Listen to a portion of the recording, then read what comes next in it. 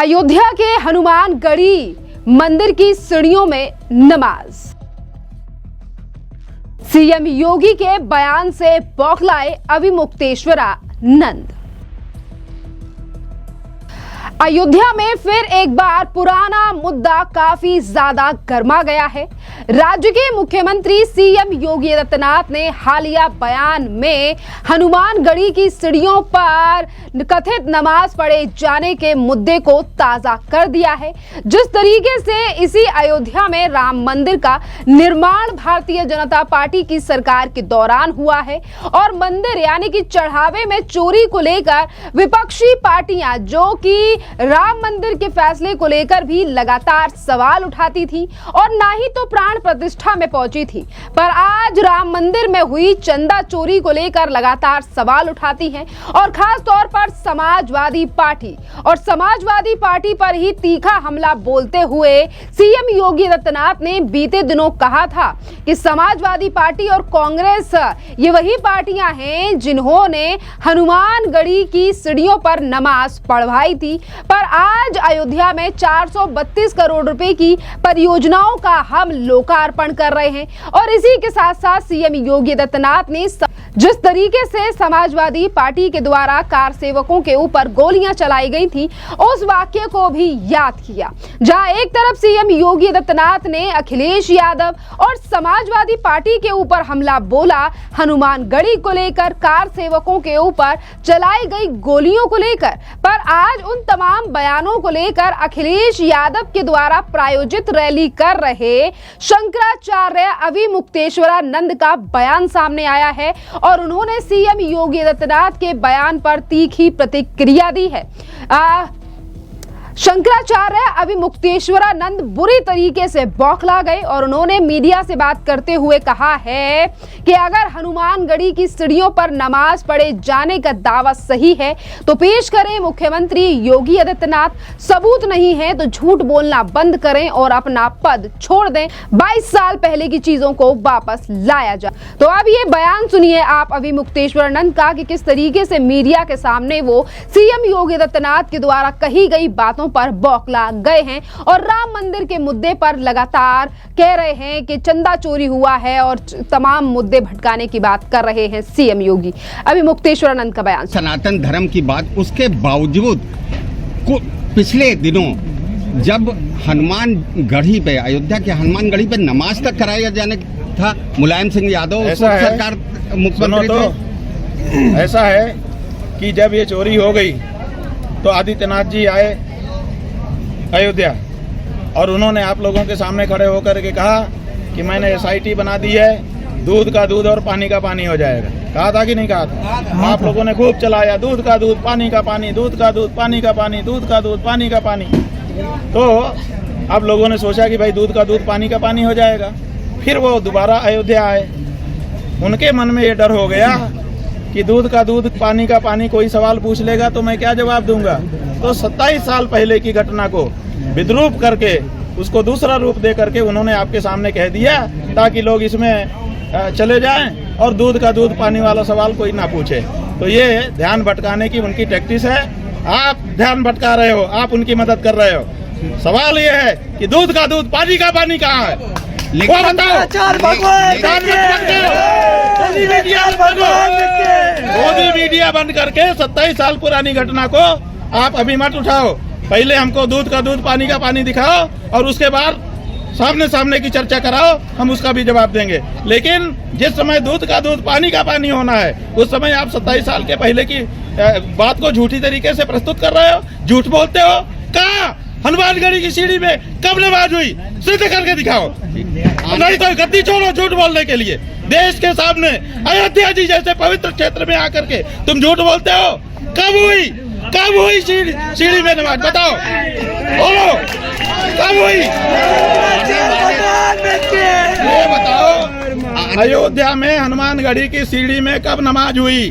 झूठ है, सरासर झूठ है। झूठ बोलने के लिए आदित्यनाथ को गद्दी छोड़नी चाहिए। अयोध्या का अपमान किया है, अयोध्या में आकर के हनुमान जी की सीढ़ियों के बारे में ऐसा झूठ बोला उस आदमी ने।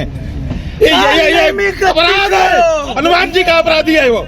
हम कल जाएंगे हनुमानगढ़ी, हनुमानगढ़ी के 8 पट्टी के महंतों से अनुरोध करेंगे कि इस व्यक्ति को बैन करिए कि ये इस सीढ़ी पे कभी पाँव न रख सके। अगर वो करेंगे तब तो हम दोबारा दर्शन करने आएंगे, नहीं तो उस मंदिर में दर्शन करना भी अब छोड़ देंगे, ये भी हम बता रहे हैं। आप अपनी राजनीति चमकाने के लिए झूठ बोल करके हमारी सीढ़ियों को पवित्र मत करिए। हमारी सीढ़ियों पे कभी नमाज नहीं हुई है, हमने कभी नहीं नमाज होने दी है। ये झूठ आदित्यनाथ तुमने बोला है, तुमने अयोध्या की धरती पे खड़े होकर के हमारे हनुमान जी की सीढ़ियों के बारे में झूठ बोला है। हनुमान जी तुमको कभी माफ नहीं करेंगे। अच्छा, आने वाले दिन में जिस तरीके से चढ़ावा चोरी हुआ, आप क्या कोई सुझाव देंगे कि इस तरीके का काम हो? अभी सुझाव नहीं, पहले कचरा हटाया जाता है तब रंगोली बनाई जाती है। पहले कचरा हटाओ फिर रंगोली बनाते हैं। देखिए, अभी मुक्तेश्वर नंद जिस बयान को लेकर ये बात कह रहे हैं कि सही नहीं है या फिर मुद्दा भटकाने की बात की जा रही है, और जिस तरीके की बातें की गई हैं अभी मुक्तेश्वर नंद के द्वारा, कुछ इससे ही मिलता जुलता बयान भी समाजवादी पार्टी के नेता अखिलेश यादव दे चुके हैं। और उन्होंने भी सीएम योगी आदित्यनाथ के दावे पर कुछ ऐसी ही बात कही थी जिस तरीके से अभी मुक्तेश्वर नंद ने कहा है कि वहां पर तो नमाज पढ़ी ही नहीं गई है।